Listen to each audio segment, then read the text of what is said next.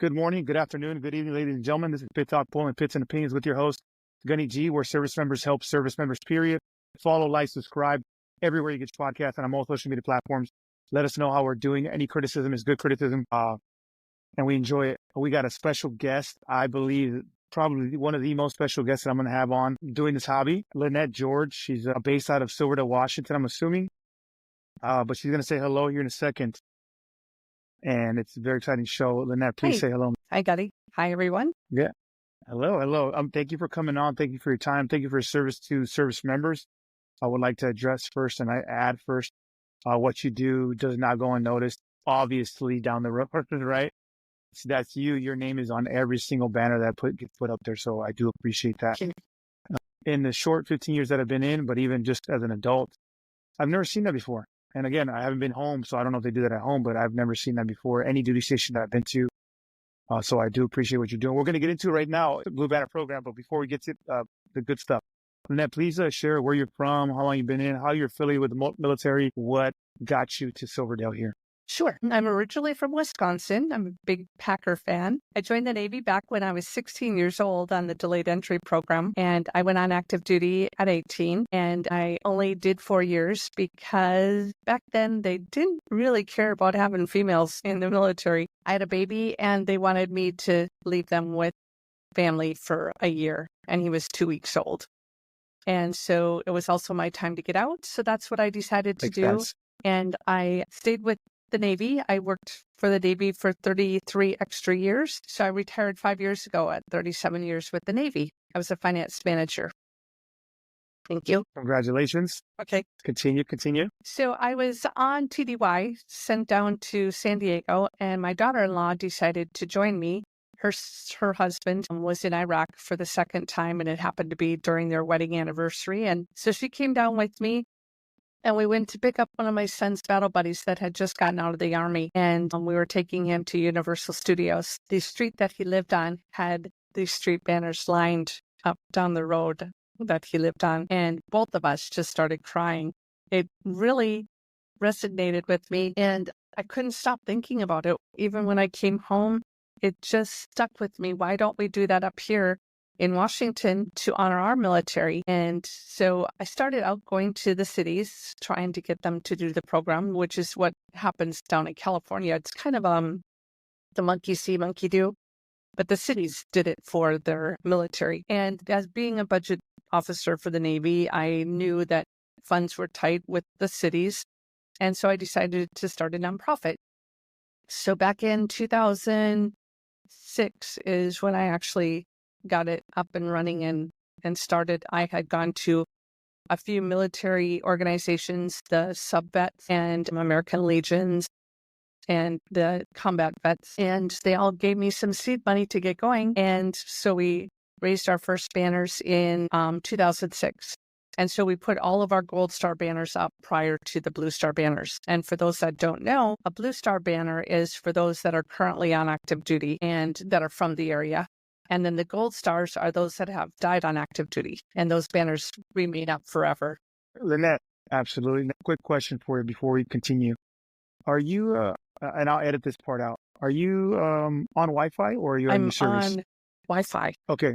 Then it's just me. Don't worry about it. I'm going to edit this part out. You're breaking up a lot for me. And continue. Go ahead. Yes, it's going to happen for me. Don't worry about mine. I promise you it'll be Okay.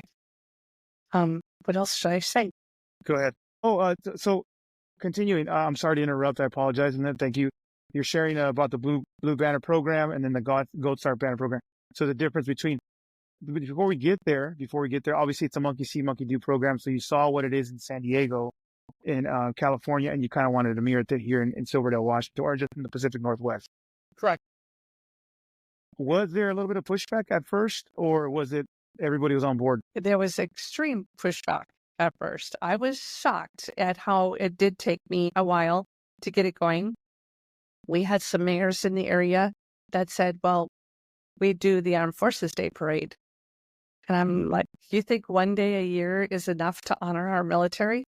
And so then I would start sending them pictures of our lovely military sleeping in the sands of Iraq. And I quickly changed their mind, and I've not had any pushback since. I never did get the program approved up in Whidbey Island, and I never got the program approved in Port Townsend.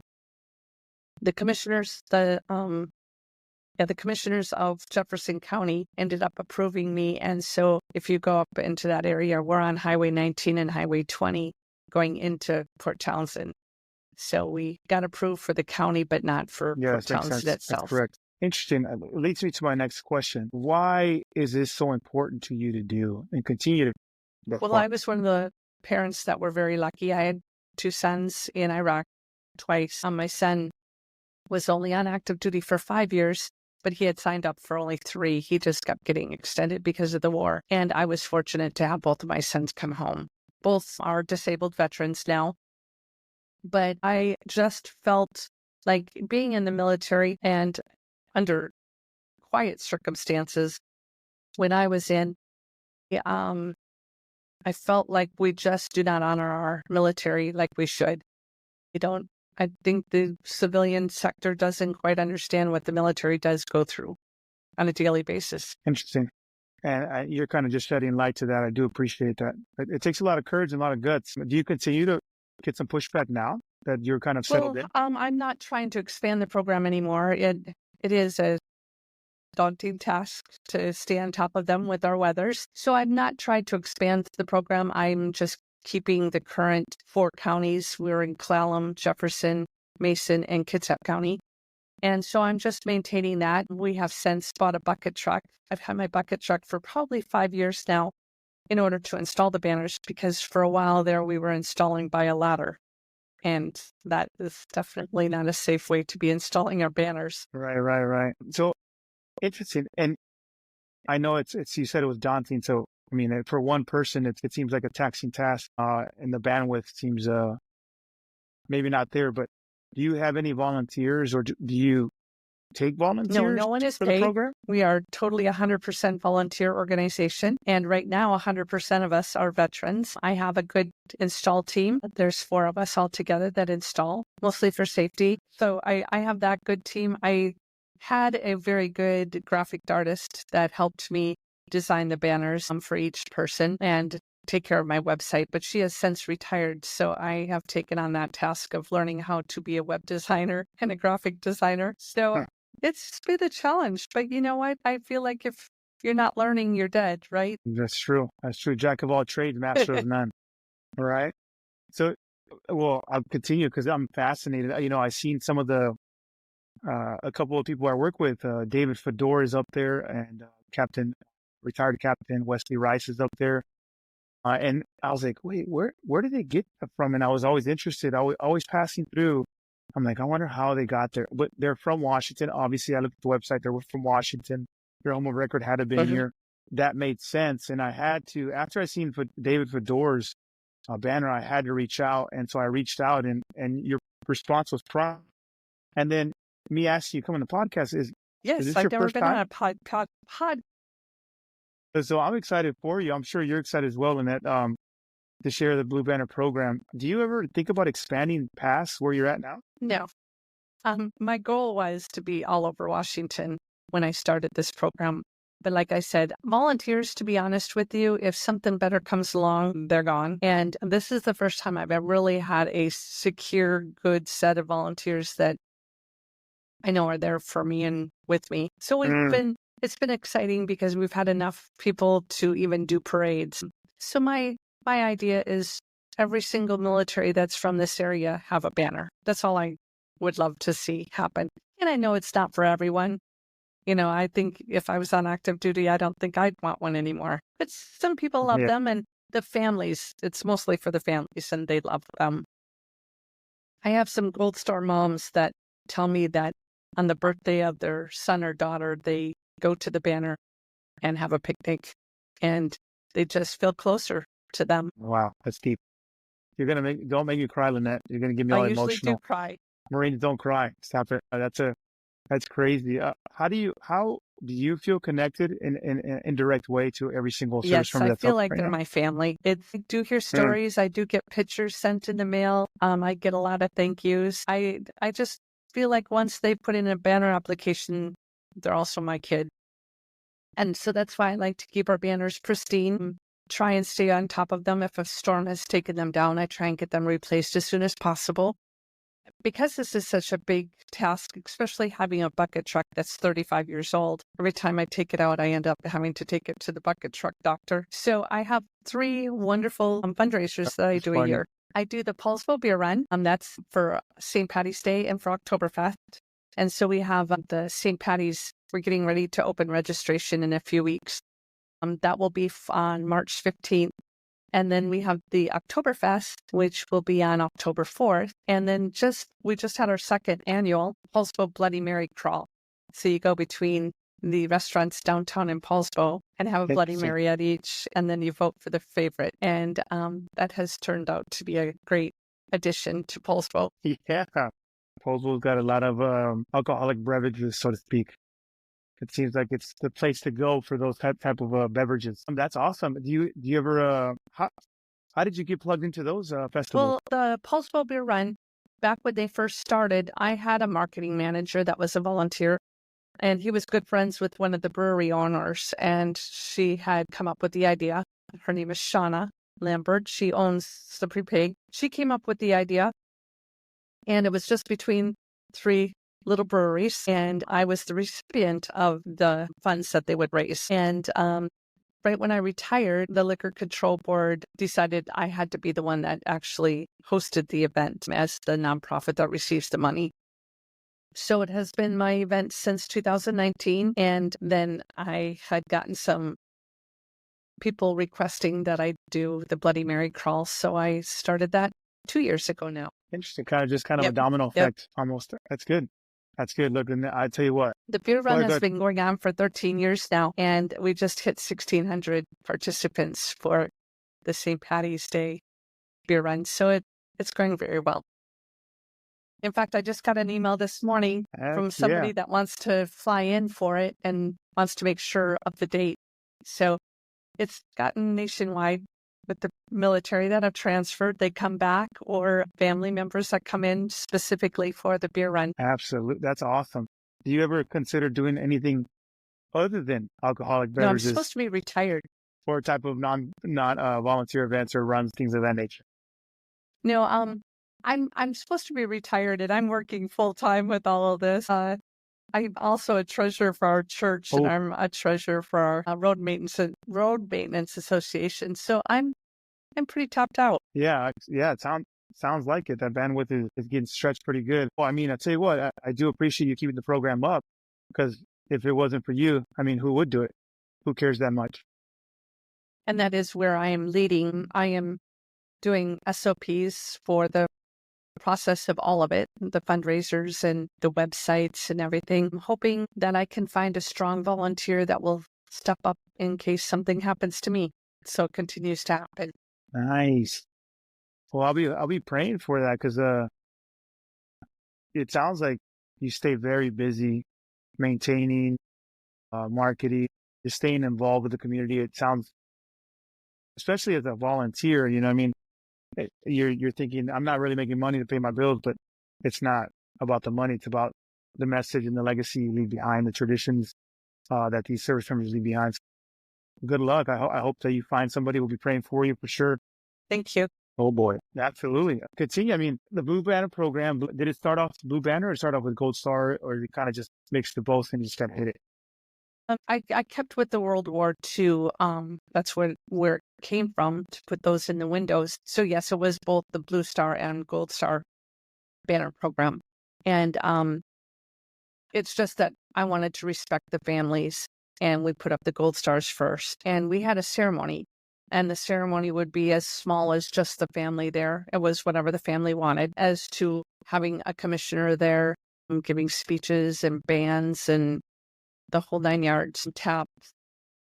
So they were some very emotional few weeks of putting up these banners for the Gold Star families. That's crazy. That's awesome. Well, first, that you can provide that service to them, because it not only means something to the family, but it should mean something to the community, because it came from the community. You know, it's awesome.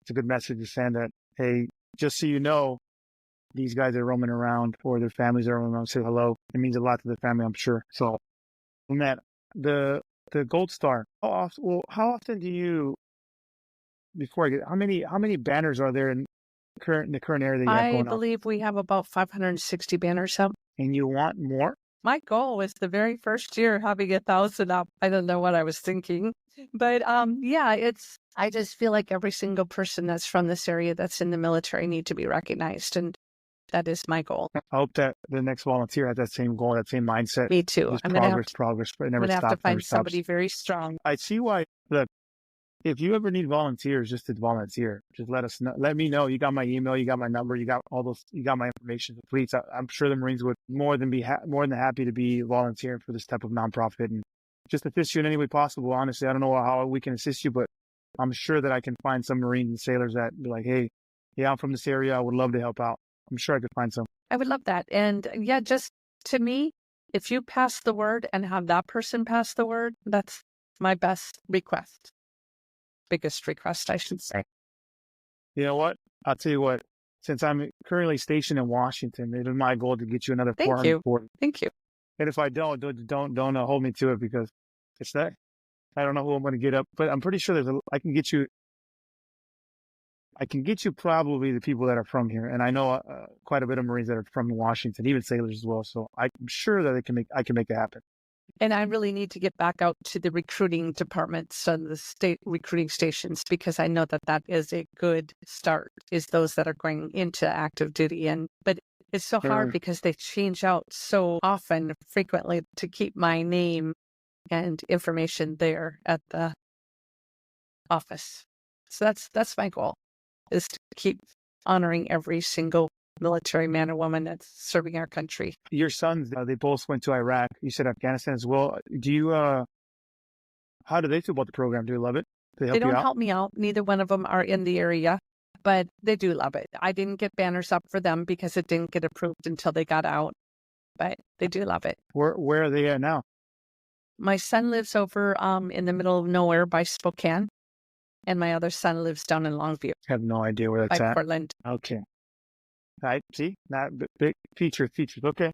Well, I would love to have, if you would in mind, I mean, love to have a conversation with your sons. And obviously they were raised right by you, ma'am. So they're doing the right things, joining the right branches, but the floor is yours, Lynette. The last day of rounds. I know this was short.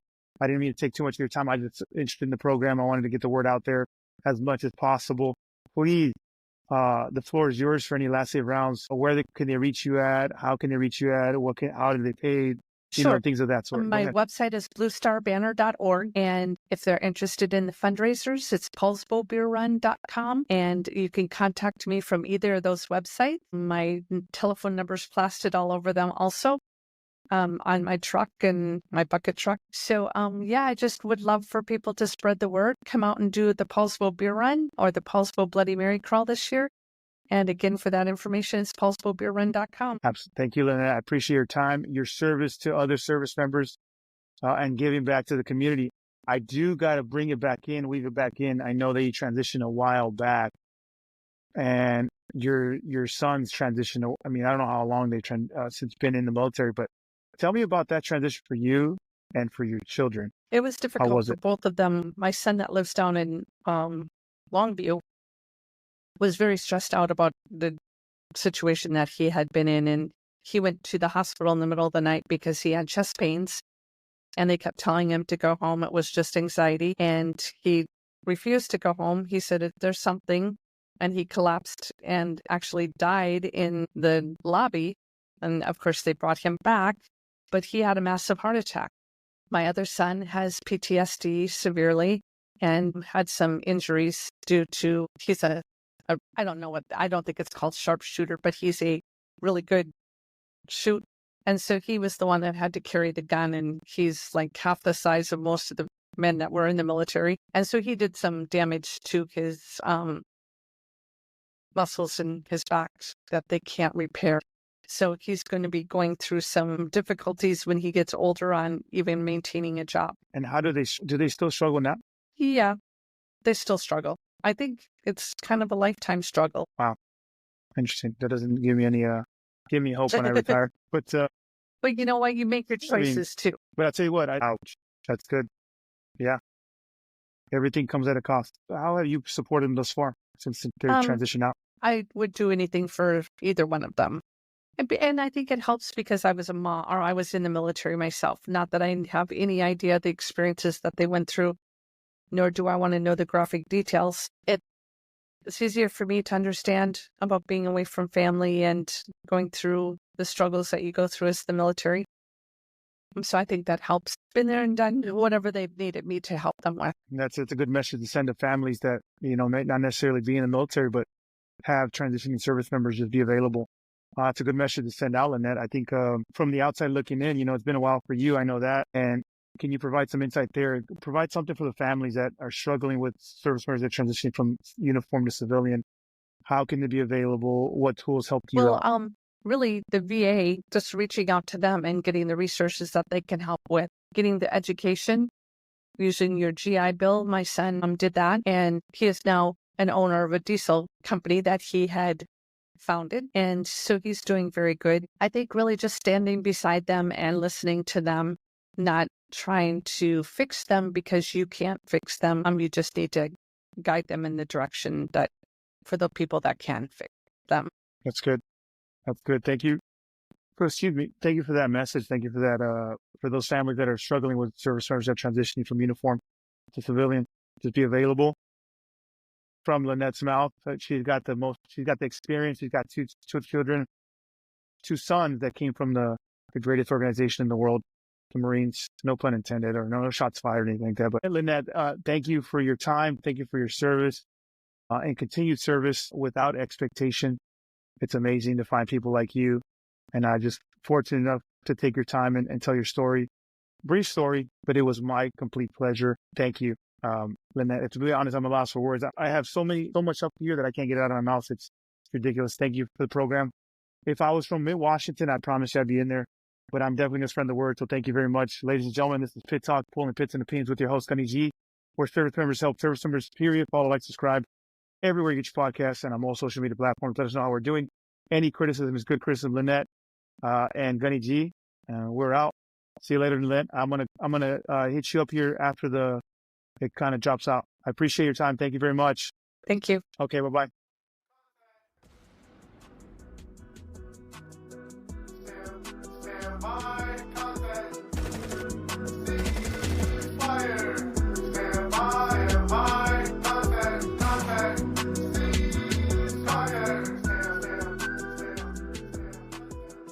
Is a podcast featuring active service members who discuss their thoughts and opinions on various issues surrounding military life, current events, and history. The statements heard here are the opinions of its members and guests. These do not necessarily reflect the views of the Department of Defense and are not endorsed or sponsored in any way. Listener, viewer discretion advised.